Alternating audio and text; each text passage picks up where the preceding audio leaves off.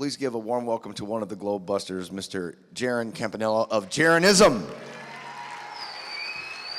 There he is. Here. You're like a ninja. Awesome. Do it up, buddy. Thanks, guys. That's not me. It's not me. Turn it down a little. There we go. Maybe down a little bit more. That'd be great. That'd be great. That'd be great. That'd be tremendous. All right. No, still not yet. Any better? No feedback? All right. Doing great, kid, huh? All right, guys, thanks so much. Everyone has been absolutely tremendous. You know, you guys are so gracious and appreciative and polite when I talk to you. It makes these whole events worth it. If it wasn't for that, and even people that may have a different opinion, maybe don't agree with me on some subjects, are still amazing to me. And so I just wanted to say thank you for that. Thank you to Robbie, obviously, for inviting me this year and all the past years. So just a big thank you to everyone. So let's get straight to the point. I'm going to start with something you may have heard before. Astronauts to the moon.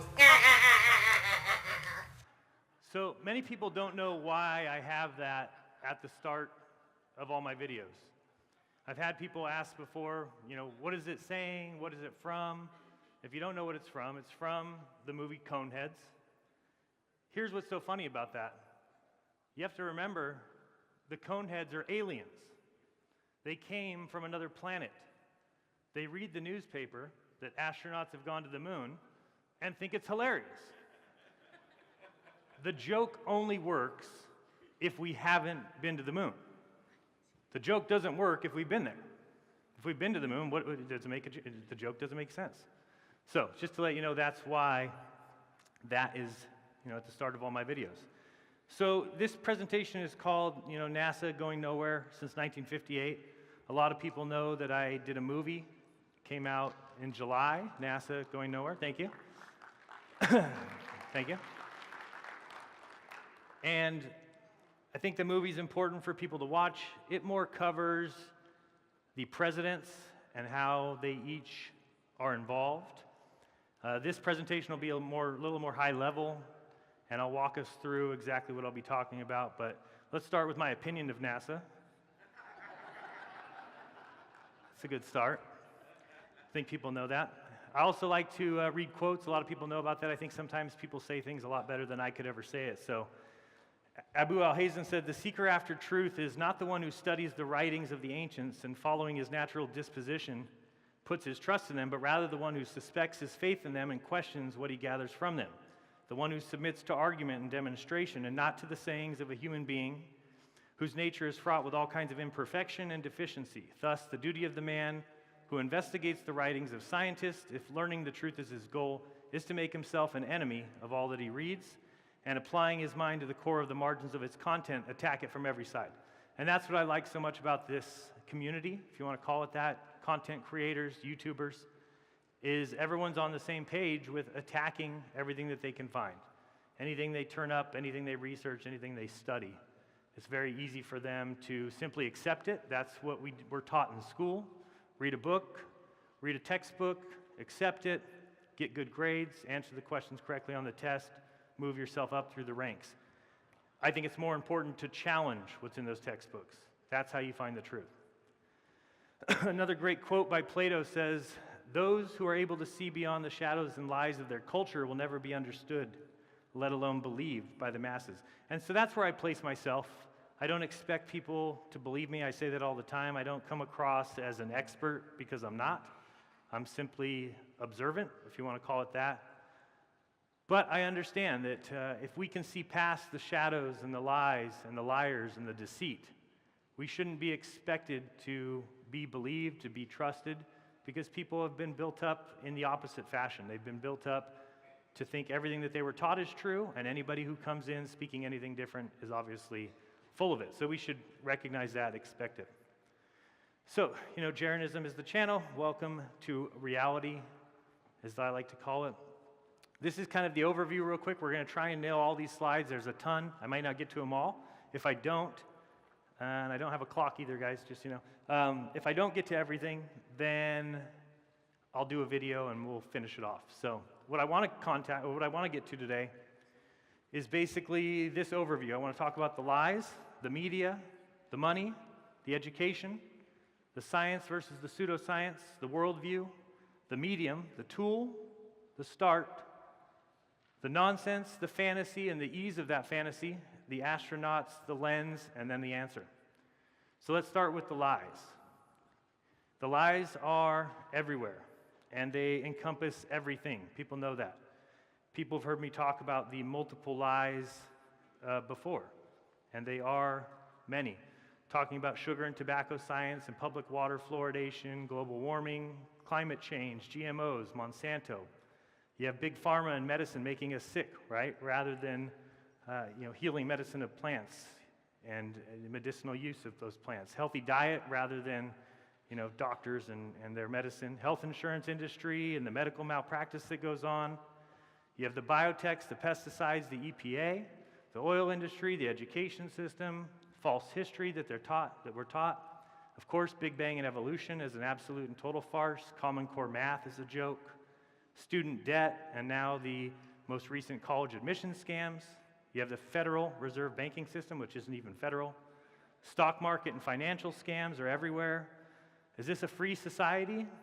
I doubt it. With Google and Twitter and being censored on YouTube, you're no longer allowed to use your freedom of speech. Hollywood with their alien agenda, pushing a satanic message constantly. The music industry almost doing the same thing.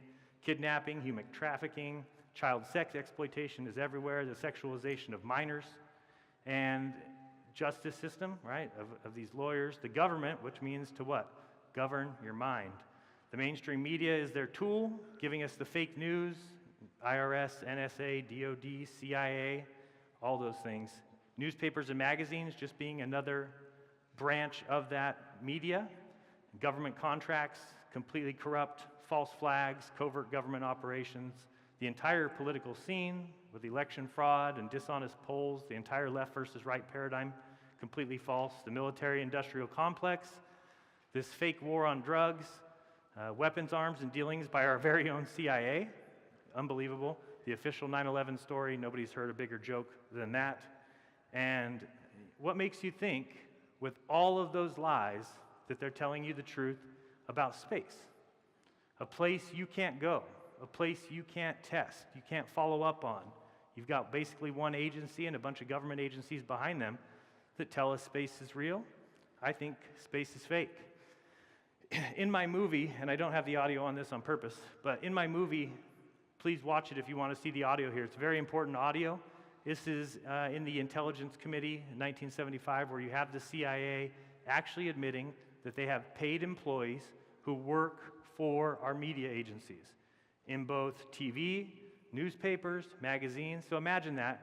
You've got the CIA who is paying people to work and present false information in the media. So make sure you watch that and you'll start to understand what's going on with the CIA. One of those things is indeed this quote. We'll know our disinformation program is complete when everything the American public believes is false. Once you see that and you understand that's the CIA's purpose. The CIA is trying to confuse or lie or deceive the American public. So we need to start thinking, well, what impact does the CIA have on the things that we do, right? The CIA has the biggest impact on the media. We know that the media is telling us lies. And how do we know that? Well, they've got employees that are working for the CIA that are meant to, you'll know that this disinformation campaign is complete when everything we believe is false. So one thing about the lies that I missed was, the truth is the much stronger weapon overall than deceit. And we've been flooded with lies, and we really need to get back to the truth, back to what's important. And, the truth takes time. So I think we should all give yourselves an applause for what we've done in 4 years. Or 5, if you want to say that. I think it's amazing. Sometimes we're a little too hard on ourselves. I think we really need to be impressed with what we've done. Look at everybody's shown up here from all over the place. We've got people from New Zealand here. I mean, everywhere. It's just unbelievable. So I think what scares people most about these lies and the reason they have a hard time accepting them is because what does that lie say about the world we live in, right? What does it say about the education system that we sat through? What does it say about the mainstream media and the news that is constantly on TV, right in front of our faces, telling us lies? People get very scared about the world that we live in. I'm sure many people have seen this before, but let's look at the media, who, remember, is supposed to be doing things for us. They're supposed to be on our side. And we really want to get their real opinions. We don't want just the same words coming out of everybody's mouth, do we? But that's not what we really get. We actually get the same words out of everybody's mouth. The sharing of biased and false News has become all too common on social media.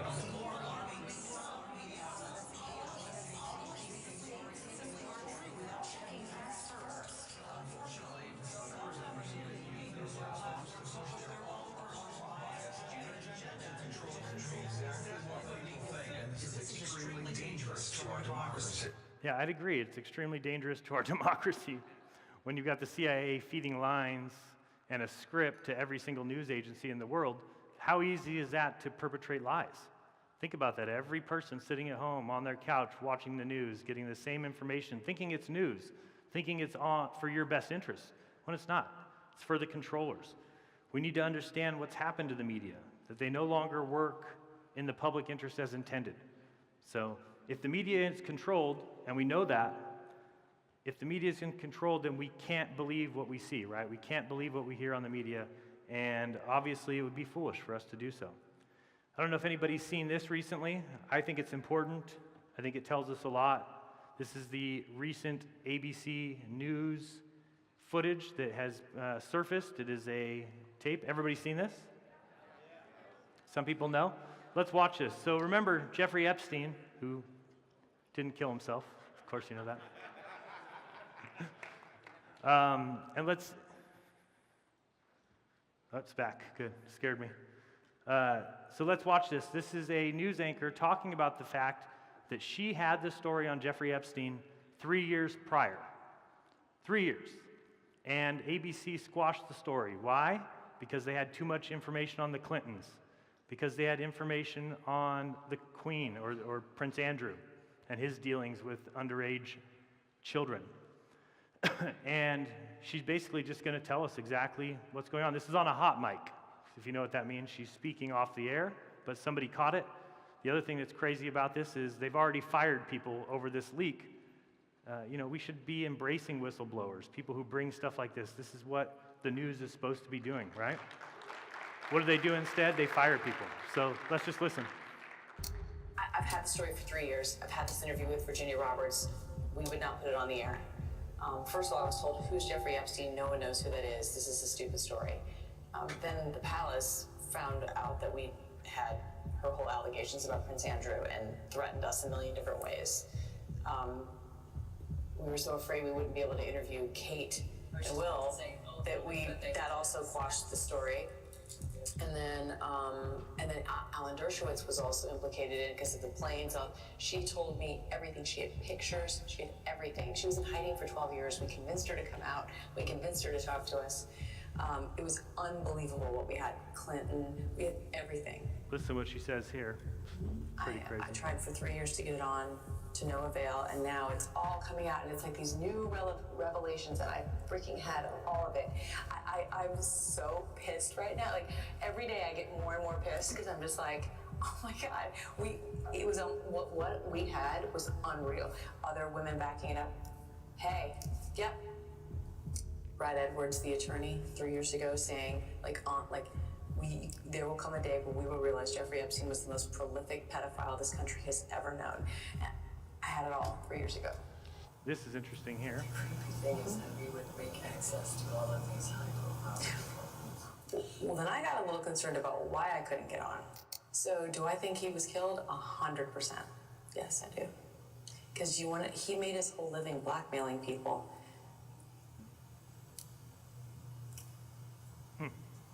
Yeah. So even the news anchor thinks that he was killed. There were a lot of men in those planes, a lot of men who visited that island, a lot of powerful men who came into that apartment. So we're called crazy for believing in conspiracy theories when the news media believes in conspiracy theories. I knew immediately. And look at this. And they made it seem as though he made that suicide attempt 2 weeks earlier, but his lawyers claimed that he was roughed up by his cellmate around the neck. That was all like to plant the seed. And then, that's why I really believe it, like really believe it. So what that tells us is that the media is protecting their own interests. They are fake news, okay? They're protecting their own interests. They said, oh, we wouldn't be able to get an interview with Kate and William, so we couldn't go forward with the Epstein story. So think about the amount of children that were raped or sexually exploited over 3 years because ABC didn't want to run a story because they wouldn't be able to interview, the royal family. Whose interest is that protecting? Is it protecting our interests? Remember what the media is supposed to be. Remember, the media is supposed to be helping us. So let's talk about the money, because the money gets really interesting, and if people don't understand the money, then you don't understand the lie. $56 million a day, of course, you've heard that 56 million times probably this weekend. But we need to talk about how big the space economy is, okay? That is the music industry at $19.3 billion in 2018. The movie industry is $43 billion in 2018, okay? We can even add to the movie by going with home entertainment. That includes your Blu-ray players, your DVD players, your home entertainment systems, your TVs. Even with all that, we're still at $136 billion for all of movies. That's box office, that's theaters, that's every movie made in Hollywood, okay? That's how much that entire industry is worth. The video game industry, $137 billion, one of the biggest industries that there is. We can add those all together, combo of everything music that you've ever seen music, home entertainment, movies, box office, Hollywood, video games. That includes on your apps, on your phone, Xbox, PlayStation. That's the space industry. $410 billion. So when people ask why the lie, well, what good does it do? What difference does it make? Well, it makes a huge difference to those that are involved. NASA, the people they pay, JPL, the organizations that they deal with, all these other countries. And again, this is a worldwide economy. Absolutely insane. Think of the money that goes on with like the James Webb Space Telescope that was supposed to be launched, 4, 5, 6 years ago. Current cost, $11 billion. One thing I looked up recently is I said, okay, $11 billion for this James Webb Telescope. How many cameras will it have on it? Take a guess, how many cameras? 0. 0 cameras. It will have an imaging system to take pictures of the deep sky, but not a camera to see if it deploys, not a camera to see the Earth. If you're putting something up in space, why not have a camera on it? Think of how cheap cameras are. We've seen everybody running around with their cameras and their GoPros. They're so cheap. They even have cameras now, if you've seen, or phones, that will take pictures of the stars. How do we not have pictures of the stars from the ISS? It's as if NASA gets $56 a day. And even at that much, I'd expect a little bit more. The education, or what I call the indoctrination, is clearly a battle between two worldviews. I was talking to a few people about what I think about evolution and the fact that if you understand that evolution is taught in schools and it's a complete and total farce, hopefully that starts to tell you that it's possible across the board. I think I was talking to Danny Faulkner about it, and he didn't really seem to agree with me on that. He said, oh, well, they're not teaching lies, Jeran. They really think that the Earth is blankety blank billion years old, 4.54 billion years old. And I totally disagree. Do the teachers think they're telling lies? No, the teachers are teaching what they think is the truth. It's what they were taught. It's what's in the school books. But at the very highest level, you're telling me you don't think it's a worldview of people who hate the Creator, who hate anything that the Bible says and just say, no, anything that the Bible says, we'll say the opposite. Earth 6,000 years old? 6 billion. Oh, this came first? Nah, the other came first. We've been right. You've been wrong the whole time. As I said, we know that they are purposely, at least at the highest levels, teaching children lies. One thing that people need to also recognize that they don't teach you in school is that you could really map the Earth on anything, right? If you think about a NASA control room, up against the wall there will be a big map of the Earth, but it's a flat map. laid out kind of like a Mercator projection, and you get the orbits that kind of look like sine waves. That can be mapped as anything. It still allows them to control what they think they're looking at and what they're watching, but it's all the same thing. You can really do it on anything. You could map the Earth on a pyramid, right? You could have a pyramid, you map the Earth on it. Now, of course, we would go out and we would say, well, there's no edges. I can't find any edges, so we could disprove the pyramid theory. But again, they'd be able to come back with some mathematics and say, oh, well, actually, pyramids at their point bend space-time. And just because of the massive amount of pressure at each point, we just don't realize it. It kind of unfolds it for us. So they could really teach us anything. H.L. Mencken said that the plain fact is that education itself is a form of propaganda. Absolutely. It's the easiest way. And guess what, folks? It's free. All you have to do is just send your children all day to the free public indoctrination camps. A deliberate scheme to outfit the pupil, not with the capacity to weigh ideas, but with a simple appetite for gulping ideas ready-made. The aim is to make good citizens, which is to say docile and uninquisitive citizens. I've talked about this all the time. Think about yourself being in power. You're a dirtbag. You've got a bunch of money. Are you going to teach children the truth? Do you want them to grow up and challenge you for your power, to come after your family's money? Or do you want to teach them to be good little citizens? Stay quiet. Stay in your home. Don't do anything crazy. Let me keep my money. Let me keep my power. One of the things that they continue to teach in school at an age where nobody can figure it out and understand it is gravity. And this may seem silly with the strings, but I want to watch this little short clip from Bill Nye the Science Guy's old program. This is what they're showing kids, and it's funny. Oh, no sound. Rolled it up into a ball. There you go. One sock, not two, one. Taken a piece of string, wrapped it around the sock, stuck it through this toilet paper roll, tied the string onto a plastic bag with an apple in it. What? Watch what happens. Watch what happens. Okay. What the hell's that? See the apple? Yeah. That's like the sun. And the sock is like Earth. What? The string is kind of like the sun's gravity, holding the Earth in orbit. Why do you have an apple in a bag and a toilet paper roll and a string and a sock and you tie it all together? And kids must think that that means something, right? We all sat in school and we're like, yes, that's it. We know about gravity now. It's just like a sock being twirled around an apple. It makes a lot of sense to me. So, and of course, with gravity, and everyone's probably heard this quote before, I won't go through the entire thing, but this is by Isaac Newton, and if you read it carefully, you'll notice that Isaac Newton said, don't ascribe that nonsense to me. I don't want anything to do with that. Please, the idea of activity at a distance is insane. Do not subscribe that to me. I want nothing to do with it. And what are we all taught now? Oh, he's so brilliant. Newton, he came up with the the gravitational equations, and no, he didn't want anything to do with it. And he even said here, that it's so great an absurdity to him that I believe that no man who has in philosophical matters a competent faculty of thinking can ever fall into it. And yet, they teach it to children as if it's fact. So this is what happens. Poor kids, just having to constantly get the NASA propaganda. So let's talk about the science versus the pseudoscience. We have to ask ourselves, which belief is truly scientific? Which belief is pseudoscientific?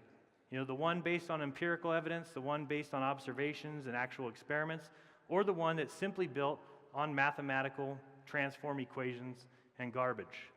Science has become a religion. Anybody who doesn't see that, get out. Get out right now. We know science is constantly changing, right? Imagine the glory of having something that you could just say is so true, but it may not be true tomorrow, but if we change it, well, then it's true tomorrow. So you see there, guess I can't walk over there, keeps disappearing. Thank you. So do photons really exist? Or this one here is, have we ever seen an atom? No. Just search that on Google. Has anyone ever seen an atom? The answer is no. But we're taught not just about atoms. And remember, the atom is the smallest thing that there could possibly be, right? It's the tiniest little thing that could ever be in existence, and they tell you what's inside the atom. Think about that. Oh, there's things orbiting, electrons, but the atom is the smallest thing that we can ever see or dissect, but you're going to tell me what's inside of it? We have now Yale computer scientists coming out and saying that they quit believing in Darwin's theories. We have physics professors telling them that science actually points to a designer. We've got science saying now, do photons really exist? So remember, we're teaching these things to children as if they're fact and they're positive and they're so true. We look at pseudoscience just so we understand what exactly it means. Pseudoscience consists of statements and beliefs or practices that are claimed to be scientific and factual, but are incompatible with the scientific method. All right? So I know we have some people like Michio Kaku. He's about to tell us about the scientific method. Let's listen carefully to whether or not he thinks that they're using the scientific method. Of course, he'll say yes. He's a scientist. He's a physicist. He's going to say that they follow the scientific method. I'm sure of it. Let's listen. You're not going to believe this. In science, we always say that you make observations, you have a theory, you go make more observations, and it's a very, very tedious process. Right. Wrong. Nobody that I know of in my field uses the so-called scientific method. What? In our field, it's by the seat of your pants. It's leaps of logic. It's guesswork. Nobody that I know of in my field uses the so-called scientific method. Holy smokes. Nobody that I know of in my field uses the so-called scientific method. Great. I want to hear all about your worldview. I want to hear all about the fact that you think that, you know what happened 1/1000th of a trillionth of a billionth of a second after the Big Bang, and you don't follow the scientific method. It's not science. Which one is pseudoscience? The one that just said that they don't follow the scientific method? Maybe we need to go back one more time just to see. Pseudoscience consists of statements, beliefs, or practices that are claimed to be both scientific and factual but are incompatible with the scientific method. He just said nobody in my field uses the scientific method. So thank you very much, Michio Kaku, for flat out proving that what you're doing, what you're talking about, what you're teaching is pseudoscience. You have somebody like him, and everybody's seen this quote before. If you've seen the principle, talks about how far off they are in the mismatch. Oops, one more, go back here. Yeah, there you go. In cosmology, we're off by a factor of 10 to the 120th. That is that number, by the way. Sometimes you might just hear 10 to the 120 and you don't really recognize what that number is. That's what 10 to the 120th is, and it's the largest mismatch between theory and the experiment in the history of science. I agree. Nikola Tesla, of course, and thank you to whoever gave me the Nikola Tesla shirt out there. Thank you. Says, today's scientists have substituted mathematics for experiments, and they wander through equation after equation, eventually building a structure that has no relation to reality. If you think E equals MC squared has any relation to reality, get out. Get out. Go to the other room or something. Maybe they're talking about that there. So when I talk about the worldview, I think it's very important that we understand that the scientists that we've been told to believe in have a different worldview than we do. They have a worldview where there can't possibly be a creator. We can't possibly be important. We can't possibly be the center. And they've built an entire scientific enterprise and education system around a worldview. Okay?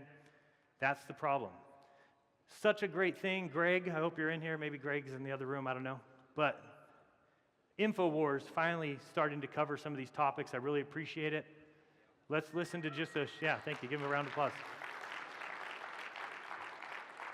Because if anybody knows it's not an easy subject to talk about, it's me. I understand that you're going to get hate for it. You're going to get email after email calling you crazy. You're going to get comment after comment saying that you should, never reproduce, that your family should be gassed. These are the kind of comments I get, that I should be put into a gas chamber and exterminated. So I understand that it's tough to bring these topics up, but once they start coming up and once people start looking into them, they're going to recognize the worldview. Let's watch just a short little section of his most recent video. I don't know if it's the most recent, pretty recent video. We seem to be conditioned to think that the issue has been scientifically settled, but this is not the case. Our most popular scientists recognize that the geocentric model, where the Earth is at the center of the universe, is observably accurate. Right. We can take either the Earth or the Sun as the center of the solar system. When you look at the CMB map, you realize that we're truly the center of the Hubble universe. and Stephen Hawking went as far as to say that they reject the geocentric model not based on scientific reasoning, but rather because they find the thought of being at the center of the universe to be emotionally disturbing. We believe it only on the grounds of Physicist modesty. George Ellis stated that you cannot disprove the geocentric model. You can only exclude it on philosophical grounds. The Michelson-Morley experiment in the 1880s proved the Earth was stationary, and Albert Einstein claimed this was a serious embarrassment and intended to disprove it with his relativity theory, but later admitted that he had failed to do so. He's come to the belief that he cannot determine the motion of the The Earth. heliocentric model is scientifically superior to the geocentric model. But when we apply scientific reasoning, we discover that this is not true. Right? Just like I just said, when you talk about the scientific method, all of a sudden we lose some of these topics because these topics that they're talking about are pseudoscience, and they're based around a worldview. This quote, and I probably will put it in every presentation I ever give, because it's really one of the most important quotes that led me to the understanding when I have somebody like George Ellis, a top 5 physicist in the world, maybe top 10, I don't know, when he tells you that they can only exclude it on philosophical grounds, and then he says at the end, what I want to bring into this is the fact that we are using philosophical criteria, which is what I'm talking about. Philosophical criteria is a worldview, in choosing our models, and then the next sentence is the most important one. A lot of cosmology tries to hide that. Remember, cosmology is a science. Why would there be branches of science that are actively hiding things from you? Unless it's about a worldview. They're pushing their worldview and ignoring the one that matches observations, the alternate, the one that we are the center, we are important, we are created. All the observations match, they are the same, no matter which way you look at it. This is the Edwin Hubble quote that he put in here, and I've read this before too, but remember, this is Edwin Hubble. He's the one that came up with the fact that things are redshifting. That's why we see galaxies moving away from us. And yet, all the observations told him that we were the center, right? If everything's moving away from you in all directions, that tells you that you're the center. Instead, he came up with this idea, well, no, we could technically be on a balloon. We could be a bunch of spots on a balloon. If you took a bunch of spots and put them on a balloon and started to blow that balloon up, all the spots would get further away from each other. And therefore, maybe everything is the same. Maybe we're not the center. Everybody sees the center. But let's read what this says. Such a condition would imply that we occupy a unique position in the universe, this ancient conception of a central Earth. He says, this hypothesis cannot be disproved, but it's unwelcomed. Is that scientific? It's unwelcomed. Only be accepted in a last resort. He says, therefore, we disregard it. Why? The observations match it, but they're going to disregard it. Because the unwelcomed position of a favored location, meaning that we're the center, it's unwelcome. The unwelcome position of putting us in the center must be avoided at all costs. Such a favored position is intolerable. Therefore, in order to restore homogeneity and to escape the horror of being the center of the universe, then we must compensate it by spatial curvature. There seems to be no other escape. How about this quote too by Einstein? If the facts don't fit the theory, change the facts. Sounds like pseudoscience to me. So I also wanted to talk about the medium, because that's an important place to start when we talk about NASA. Why? Because someone's trying to tell you that they are going places that we know don't exist. Because you can't have a vacuum next to gas pressure Earth. Nature abhors a vacuum, okay? It's just can't exist, because anytime there's a vacuum, as we see here, is a postulate a postulate attributed to Aristotle, who articulated a belief that was criticized later, but he said the nature contains no vacuums, even though we're told, think of how tiny they tell us the Earth is, and that the entirety of everything around us is a vacuum, yet it's been voiced here that nature can't contain a vacuum because the denser surrounding material would immediately fill the space, would immediately fill the void. So remember that this is people that are trying to tell you they know what happened 10 to the negative 43 seconds after the Big Bang. It's just crazy to believe that that medium can exist. You can't have it. But people say, but Jeran, we have a gas pressure gradient. That's what you don't, it's like, yeah, I understand that. How do you have gas pressure without a container? It's not, I don't care if you have a gas pressure gradient, you added a word, big deal, you're still missing the point. You still have gas pressure. Outer space to me is simply not a place that you can go. It's not a place you can float around. It's a fantasy conception. And why do people believe it? Well, as Hitler said, make a lie big, make it simple, keep saying it, and eventually they will believe it. And that's how easy it is to convince people that we're on a spinning ball as we stand right now. We're rocketing through space in a vacuum. It just can't exist. But again, if you keep telling that lie and you put it in school books, it's very easy to get people to believe you. The tool, and what I mean by that is NASA is used as a tool. It's an asset of the CIA from day one. You know, the CIA used to float the ideas of Operation Northwood-style false flag attacks. Basically, they wanted to stir the war effort. If people don't know this story, the picture there is of a plane that was painted with NASA markings and given a serial number, and that's when Francis Gary Powers was shot down during a CIA spy flight in 1960, and then immediately the next day, NASA came out with a story saying, oh, well, the U-2 that crashed was conducting weather research.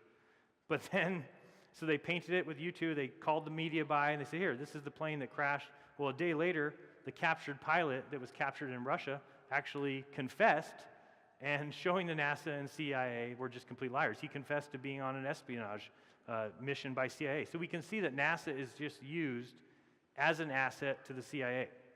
NASA is all about imagination, about the awe of space and getting people involved in that. George A. Keyworth was the science advisor to Ronald Reagan. He said to Congress in 1985, all government agencies lie part of the time, but NASA is the only one I've ever encountered that does so routinely. Okay? How about this quote I found from a Los Angeles Times 1987 article or something like that, the middle quotation there, he says, all of the organizations that I have dealt with, the only one that lied is NASA. Science advisor Keyworth said today. The reason they lie, of course, is because they are wrapped up in a higher calling. Can you believe that? In their eyes, these are white lies. They tell lies in order to do what has to be done, because in the end, the result will be for the betterment of the public. So they are not really lying from evil, but nevertheless, they're lying. Crazy. Absolutely crazy. One of the things I found recently is this article. I don't know if you guys have ever heard, there's some scientist named Grimes that did some report on how long it would take for a hoax as big as the moon landings to come out. And he basically said, and this is what you'll see everywhere, is that within 5 years, the moon landings would have been exposed. Okay? So I've heard that said over and over again, and people on Globe Believer channels will always say that. And I said, well, let me go look at this article really carefully and see, is that really what he says? So you look at the article, and he says that for a plot to last for 5 years, that all of NASA, when he said that it would last only 4 years, he was saying that all of NASA was in on it. Well, not one of us believes that. Not one person believes that everybody at NASA was involved in the moon hoax. So I started to say, well, do the numbers change? Well, he keeps going down. He says for any plot to last 5 years, only 2,500 people would have to be on the conspiracy. For it to last more than 10 years, you have to have fewer than 1,000 people in on the conspiracy. And for it to last 100 years, you have to have less than 125 collaborators. Well, that's exactly what we're saying. We're saying that only the astronauts and very few people knew. How do we know that? What about all those guys, Jeran, sitting at the consoles? Didn't they know what was going on? Wouldn't they know? They're sitting looking at data. Well, how about Apollo Flight Commander Gene Kranz, who told us in the late 60s our simulation technology had progressed to the point where it became virtually impossible to separate the training from actual missions. The simulations became full dress rehearsals for the missions down to the smallest detail. It tested out the crews and controllers' responses to normal and emergency evacuations, checked out the exact flight plan and procedures, and it says down at the bottom, quote there, the simulations were so real that no controller, so nobody sitting at any console or any computer, could discern the difference between the training and the real mission. So then you have to start looking at the NASA missions, and you say, is there anything else that leads me to believe that possibly there was some chicanery going on? How about the fact that they never plugged the live feed into the news agencies? They said, oh, you want to see the moon landing? Come to our facility, and you can film it off of a TV screen.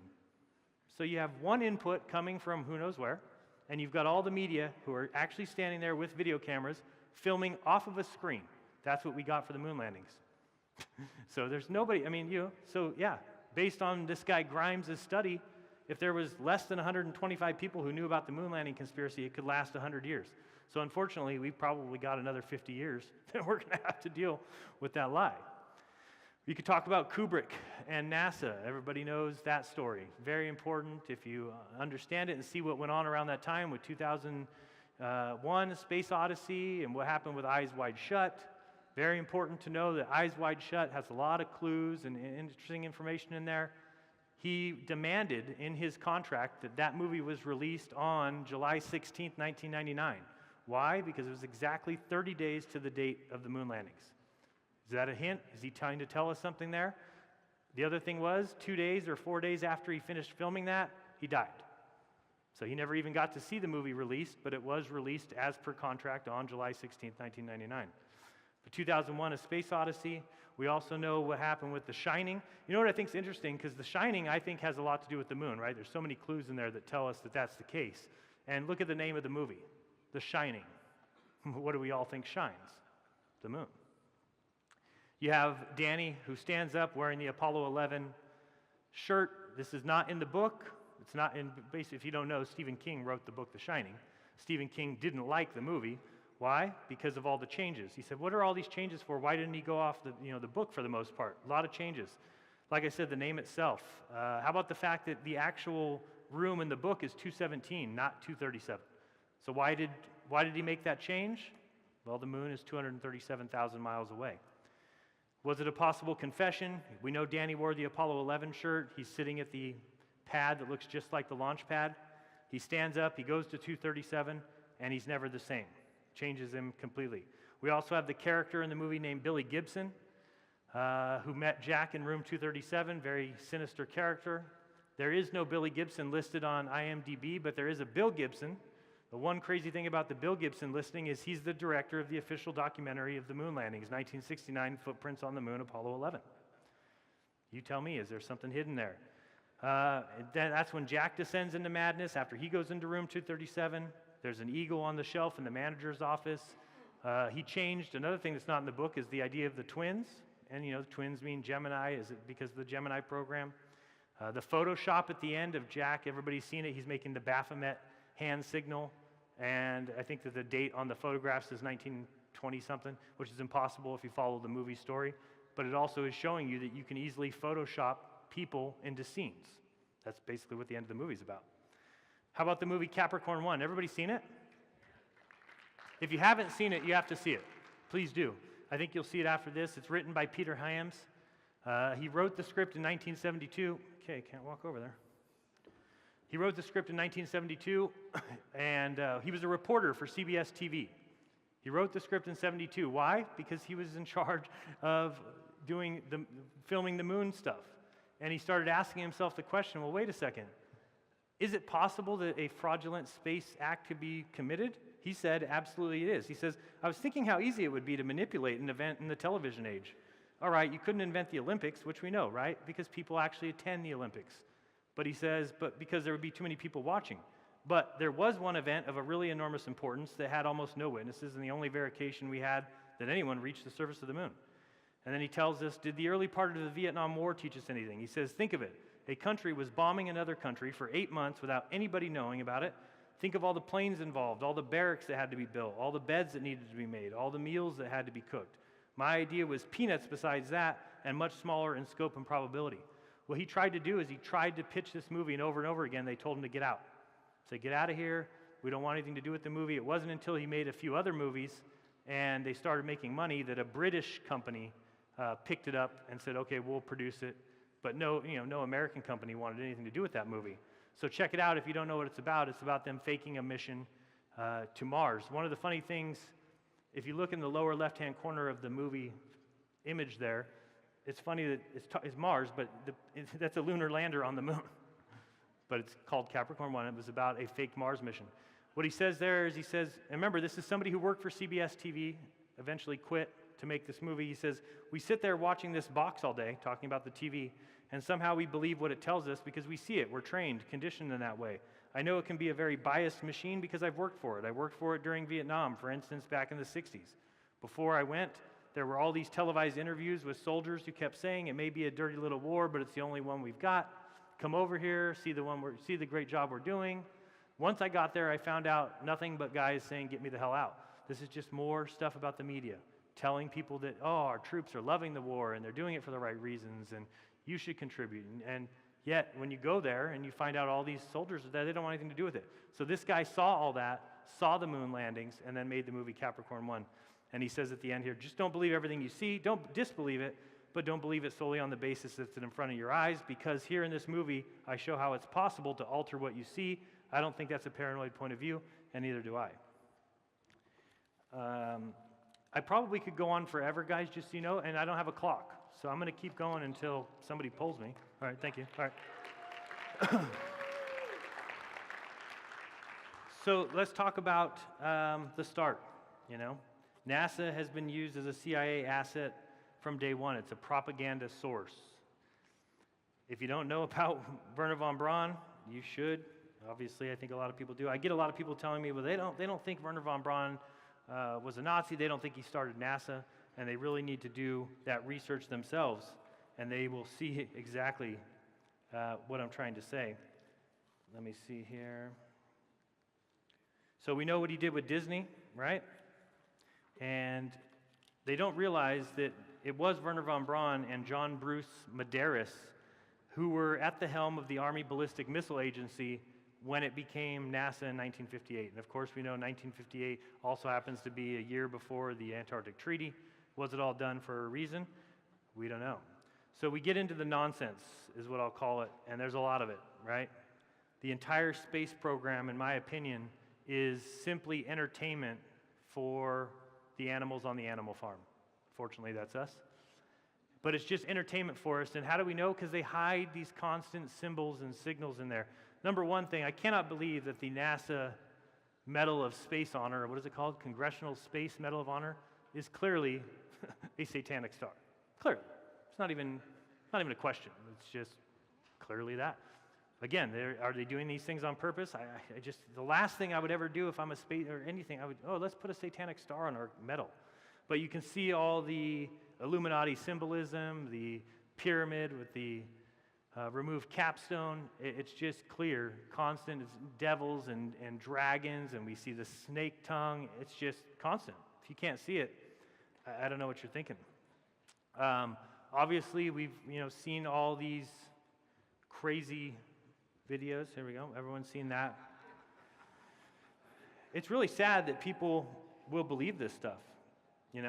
It really is. And I could do a video or do a presentation one day where we just go through all this fakery, but I think there's so much out there of it, and hopefully you've seen it. All you need to do, Taboo Conspiracy has a great new video about the Apollo hoaxes and space hoax, and Paul on the Plane. There's so many people doing good work exposing this stuff, and if you follow the timeline, this is clearly what the possibilities for technology was in those days, right? This is what they had, pulling things on strings, making things spin, using these kind of rafters and buildings with blacked out sides, and it's really just nonsense, all of it. You see things like this out of NASA. If people don't know what these two images are, the first one on the left is an image that just came out recently where they said, oh, there's auroras on the North Pole of Jupiter. Well, then somebody went and found an image from 5 years before, the one on the right. It's the identical image. Maybe the colors changed, but look at every single cloud pattern. It's identical. So you're telling me that the weather on Jupiter 5 years later was exactly the same and they got the exact same picture and no, you just have to recognize they simply took a little tool, blue tool, and put it on top. It's easy. Anybody who believes these images, Danny, if you're out there, Faulkner, you believe this? That's embarrassing. It's embarrassing that you understand or you recognize that the world is only 6,000 years old, but you believe this? It's baffling to me. It's baffling to me that you think that that's real and you don't understand that it can just be simple CGI. Who is going to check up on it? Who? Not us, How about the mushrooms that were found on Mars? Clearly, they had pictures in the exact same spot where these things weren't there, and then you saw pictures over the course of a couple weeks where these grew. And the story comes out and it just gets shoved away. People forget all about it. Why? Well, because mushrooms grow where? On Earth. Mushrooms grow on Earth. They don't grow on Mars, but by getting this information out there too much, people would start to recognize, maybe Mars is possibly on Earth. Anybody who believes we've got this remote control car driving around Mars, get out. This is a funny image that, and I think people have brought this up many times, Rob Skiba, other people, and I think it was Rob that actually found it, that when he took it into, now what I heard, when I first saw this, and I said, that's unbelievable, that's incredible. I said, maybe that's not an image from NASA, and you went looking, and NASA actually removed the image. Luckily, somebody caught this. This is the National Geographic, has the exact same image, and it says down there, photo courtesy of NASA.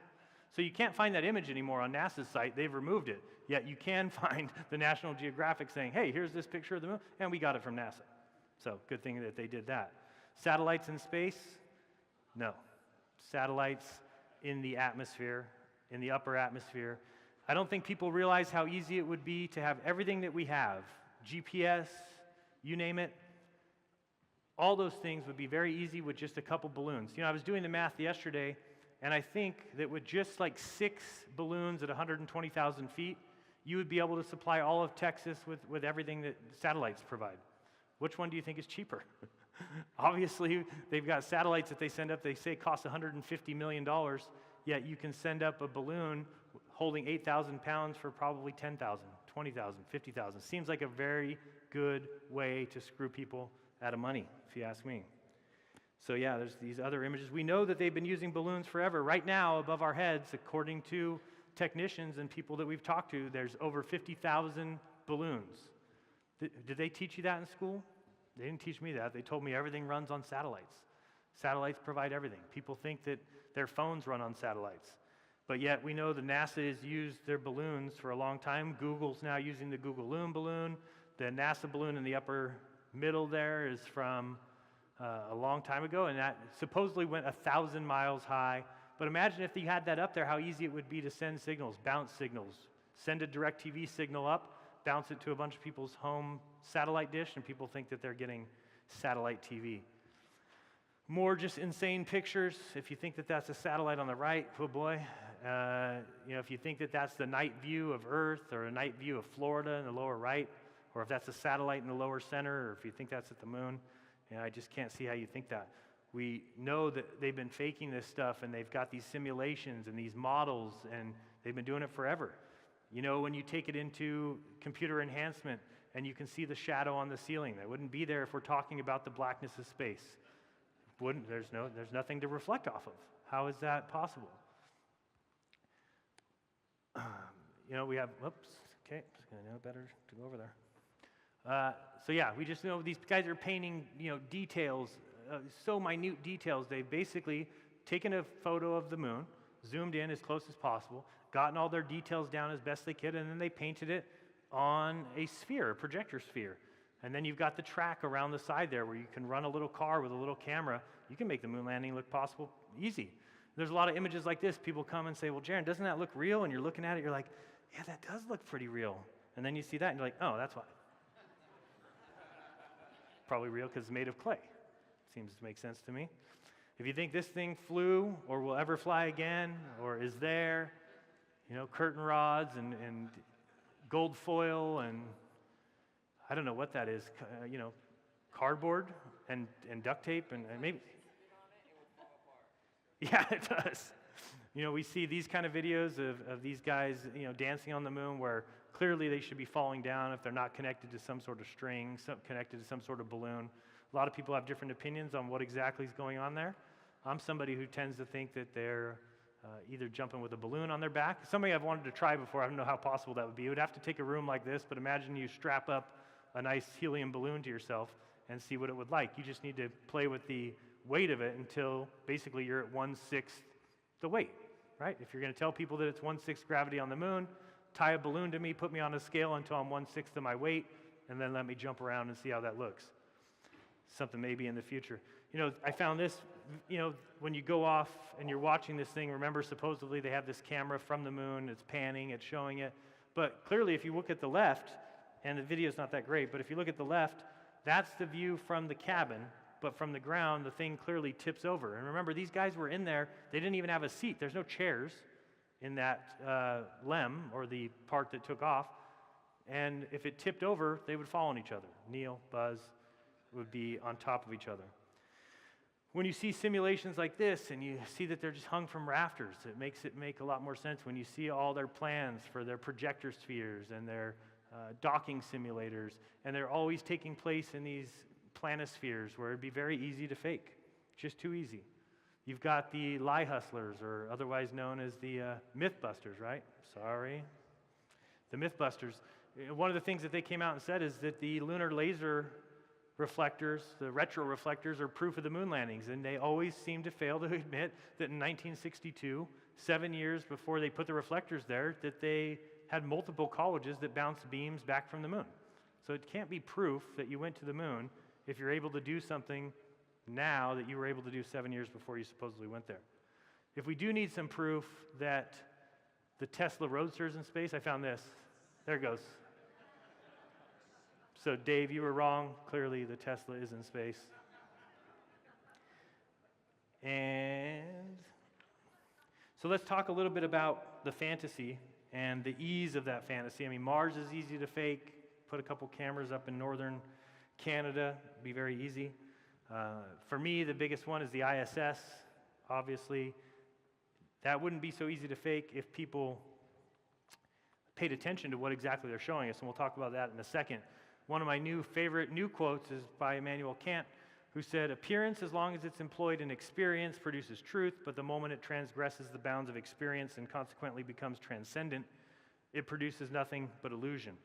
And if you really think about that quote and you start to realize that, yeah, that if you see something off in the distance and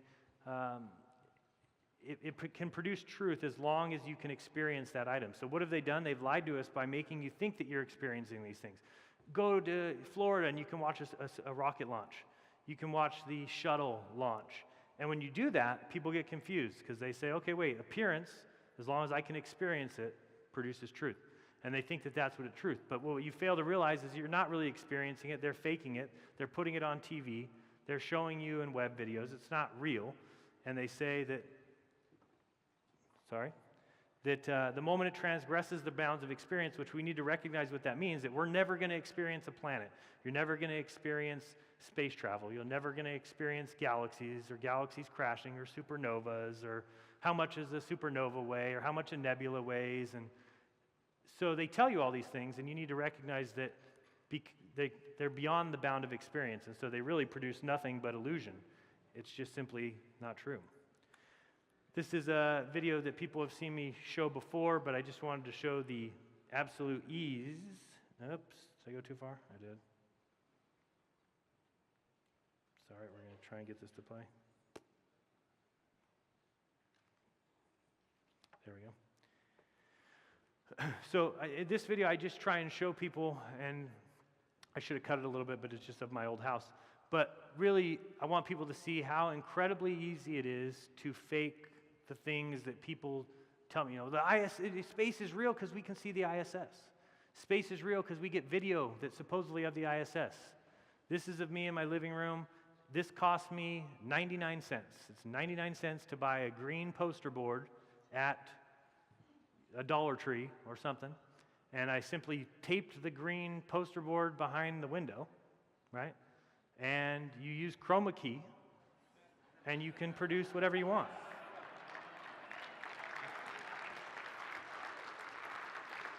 So, there's no seams, it looks perfect. And remember, I'm doing this with 99 cents.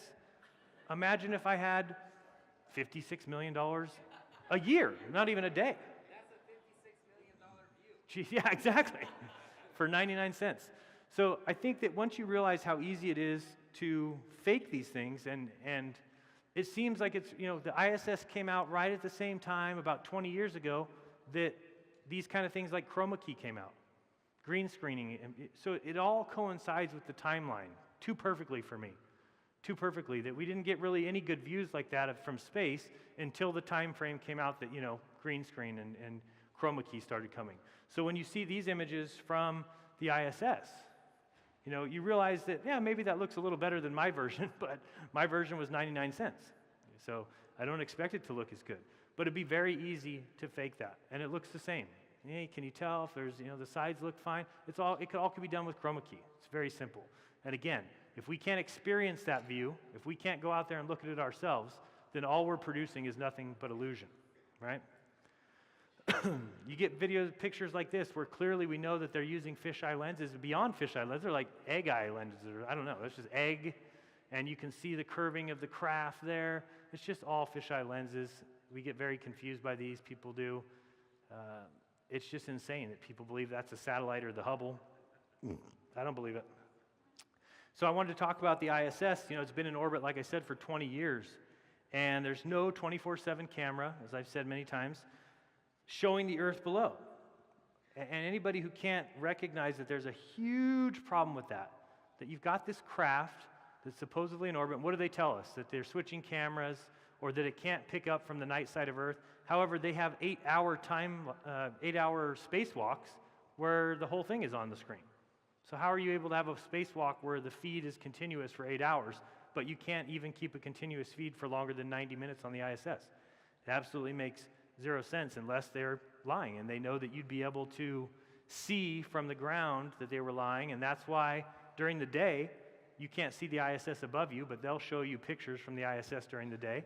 And at night, when you can see the ISS, they won't show you any of the lights on Earth. Why? Because doing one or the other could allow you to expose it.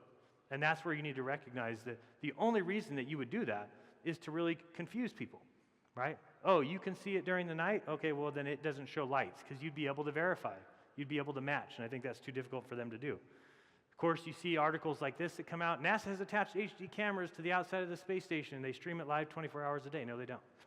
It's just a complete and total lie. You have these images here that say this is either switching camera or experiencing a temporary loss of signal on the International Space Station.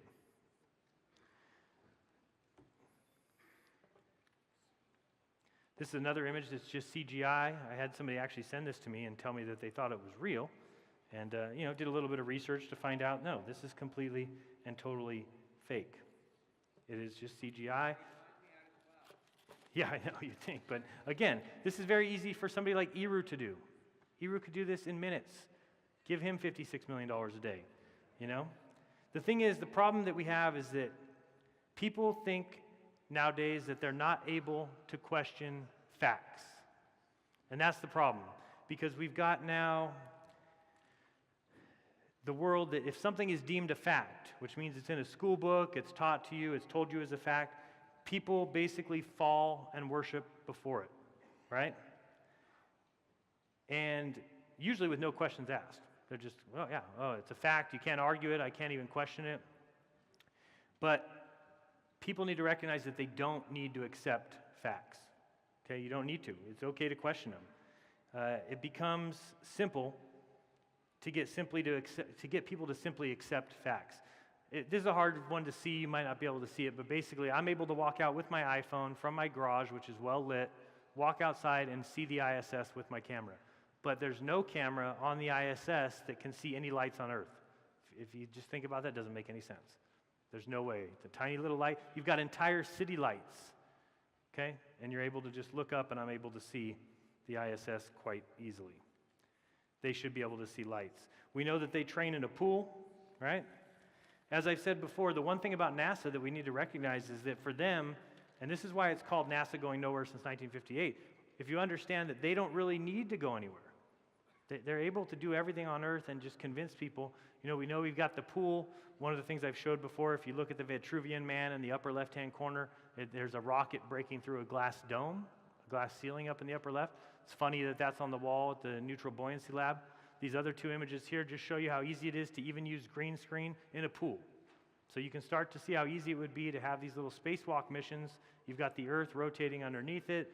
It looks very believable, but I don't think that it is. And with filtered water, of course, they train constantly with scuba divers, which makes no sense. Once you get to space, guess what? There is no scuba diver.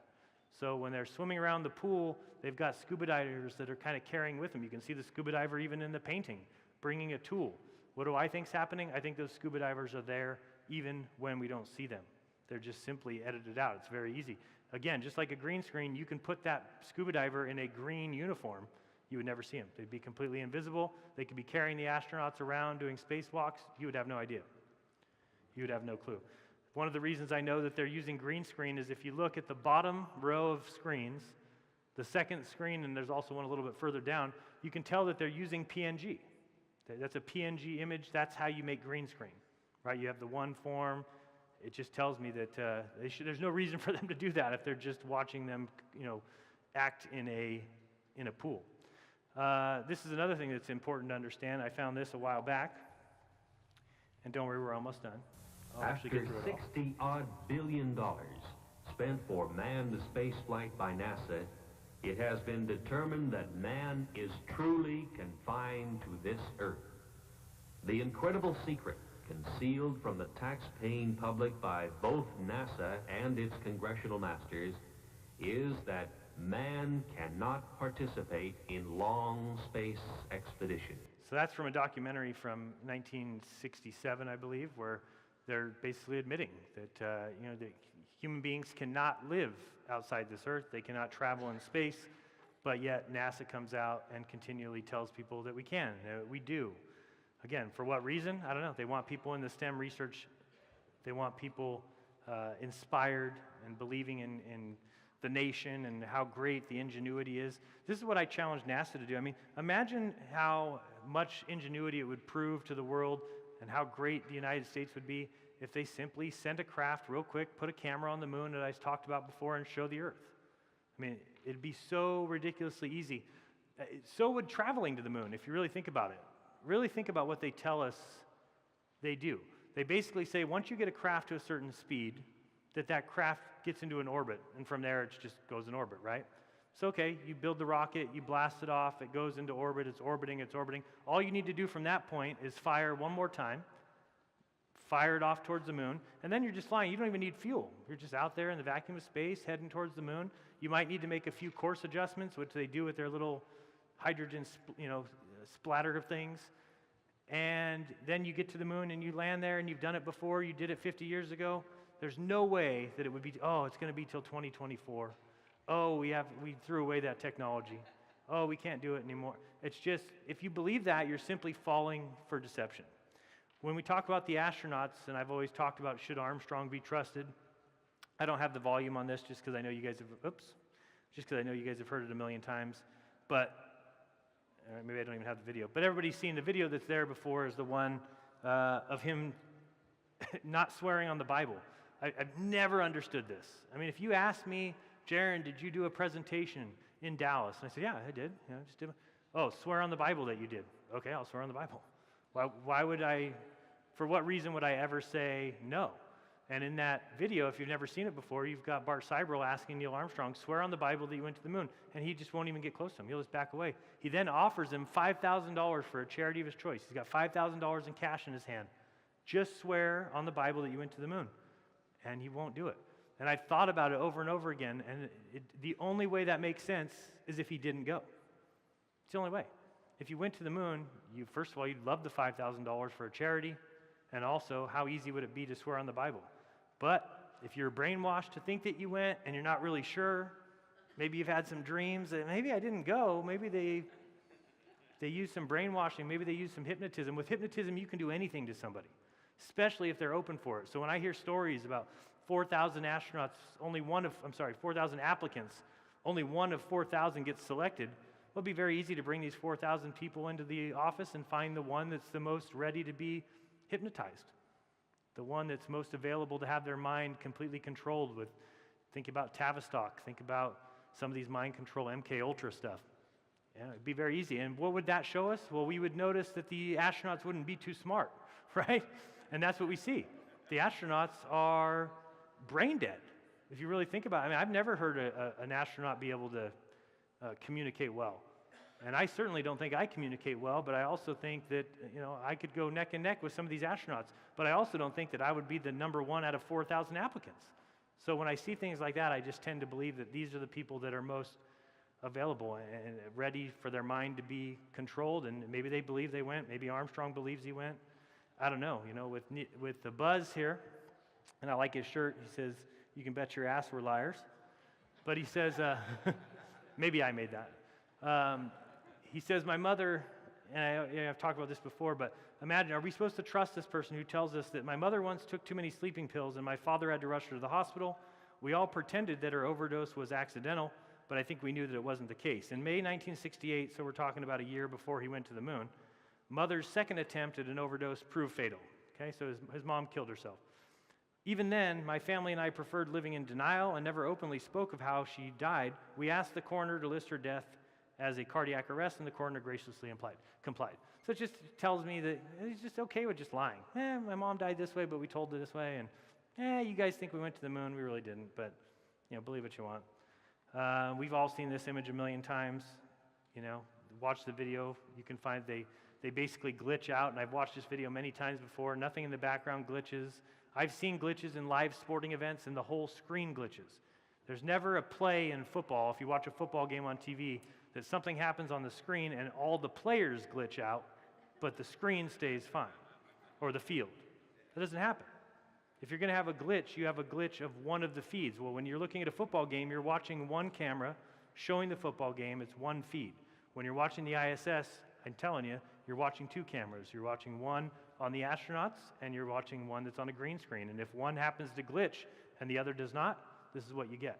The background doesn't glitch out, just the astronauts do. Of course, we could talk about Apollo 1 and talk to these three astronauts and see what they think about NASA. Of course, you have Gus Grissom, who put the lemon on the lem, saying, I don't think if we can't communicate between each other, there's no way we'll be able to communicate between, from the moon. And then you have Thomas Ronald Barron. Please check out that video on my channel. I have an interview with Gary Corsair where he talks all about Thomas Ronald Barron, who was a whistleblower who came out and talked about NASA. Within a week of him testifying in front of Congress, he was killed. How was he killed? He was killed by a train. What's weird about that? The train is owned by NASA. What's weird about that NASA train? It was on a NASA-owned track. There's only one witness to that event, and the witness worked for North American. There's so many things that go on and on about that story that tell you that NASA took him out, and nobody's ever found that 500-page report that he submitted to Congress. It's since disappeared. So we talk about the lens, and what I mean by the lens is the way we see the world needs to change, in my opinion. We're seeing the world through an incorrect lens. We should know what lenses do. Of course, people think the Earth's a ball. They think that, they look at things this way. We need to recognize how the atmosphere works. As you see this image, as we get further away, things get lighter and lighter and lighter. One reason that, one of the arguments for flat Earth, or I hear a lot of people talk about it, but I don't really agree with it, I don't think we see through the moon. During the day when you look up and you see the moon, it kind of looks blue, and I think it's just the case of this happening. I could be wrong, but if you look at that, it'd be the same as somebody saying, I can see through that mountain. Well, you're not seeing through the far mountain. It's just blending in a little bit with the sky. I think the same thing goes on with the moon. Oops, let's go back one here. But just showing people, really when you look at this image here of a football field, it's the equivalent basically of what we see when we look outside, that at a certain distance, this particular night image, we just can't see any further. And it does look like you could live on a very tiny little sphere here. Somebody could say, oh, you live on that little sphere. But we know that that's not the edge of anything. There's just a lot more going on. So it's the same thing when you see something larger like this. And again, a lot of people may see that and say, oh, I see a curve. You don't recognize that we see in a circle, right? Our eyes are spheres. Everything is going to kind of give this bend, but it's because, and if you turn this way, then the bend would become this way. A lot of people take that as being a sphere. It's not a sphere. You have the ball earth logic. I don't know if anybody's seen this video where this guy claims to prove the curvature of Earth by using his bike and two sticks. So he makes an entire video about it. He drives a certain distance and says he gets the different shadows at the two locations. And again, this happens when people don't understand the flat Earth idea, don't understand that things are different. Why does he not understand? Well, I'll show you in a second, but I thought this image was great. This is from his video, and it says down there that Curtis Bate uses an orange to demonstrate a scale model. It's not a scale model, first of all, but pretty funny that's said. But let me just show you a quick video here that explains to you how easy it is to show why you have sticks and shadows. So remember that this is my countertop, a granite countertop. Of course, it's completely level and flat. And with a small localized light source, you can see there that there's clearly two different size shadows on two different sticks. So the problem with this is that people who think that they can prove that the Earth is curved with their bike and two sticks don't understand that flat earthers don't believe that the sun is 93 million miles away. So does it make a difference if the sun is smaller? Does it make a difference if the sun is closer? Of course. It makes every difference in the world. So somebody who makes a video like that, excuse me, is just seeing through a wrong lens. They're just seeing through an incorrect lens. So in my opinion, what is the answer? Well, I think it's kind of simple. I think that we need to get back to what's important, that each one of us is precious. We need to not fall and bow to the wizardry that they're putting in front of us every day, and everybody here is doing their part in that. So I really do thank everybody for coming, and I hope that you continue to watch my videos and everybody else's videos. You continue to challenge the things that we say. Don't ever trust me. Don't trust Bob. Don't trust Dave. Don't trust Iru. Listen, take the good things that we say, the things that match what you see, and hopefully we're changing your life a little bit. I've gotten so many emails, countless emails from people telling me that their lives have changed because of some of this stuff, and there's no better feeling in the world than hearing that, so thank you guys for that. And lastly, I do want you to know that there is 2 or 3 celebrities that I can't tell you. I wish I could. I really wish I could. But I've had 2 or 3 celebrities that have contacted me and told me that they are on board, that they want me to keep going with what I'm doing, that they wish they could come out and say so, and that they can't. And I've had to promise them that I wouldn't say anything. Hopefully, in months or a year, we'll hear more. But I just wanted to let people know out there that there is people out there, celebrities, people that you would be shocked to find out are on board with this, and they can't come out yet. I understand that. We have a conversation. We talk about, why they can't. But I just want to let you guys know, because that's something you don't know. You might think, I wonder why nobody's coming out. I wonder why it's not getting bigger. And it is. It's just going to take time. Like I said, truth takes time. So sorry I went too long, guys, but it was fun, and I appreciate everybody being here, and thank you so much. It's been fun. Thanks.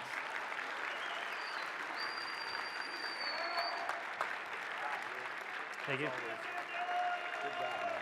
Thanks. Great job.